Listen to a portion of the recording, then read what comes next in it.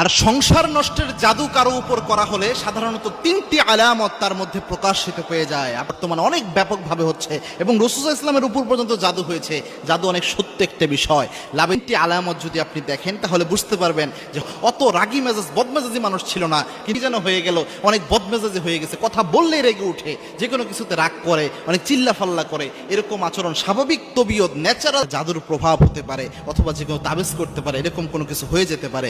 2 number হচ্ছে যে যদি শরীরের মধ্যে অযথা কোনো ব্যথা দেখা দেয়, অর্থাৎ কোনো রোগ ব্যাধি নেয়, আপনি চিকিৎসা করাচ্ছেন, কোনো রোগ ব্যাধি বের হয় না, কিন্তু মাথা ব্যথা, শরীর ব্যথা প্রায় সময় এটা দেখা দিচ্ছে, কিন্তু আপনি খুঁজে পাচ্ছেন না যে এরকম কোনো কিছু দেখা দিচ্ছে, তাহলে বুঝতে পারবেন যে আপনার উপর জাদু হতে পারে। আয়াতুল কুরসির আমল তো অবশ্যই করবেন, 3 কুলের আমল অবশ্যই করবেন, সূরা বাকারার শেষ 3 আয়াত অবশ্যই পড়বেন, এরপরে সূরা হাশরের ওই আয়াতগুলো পড়বেন, এরপরে সূরা মুমিনুনের শেষ 4 আয়াত পড়বেন। এর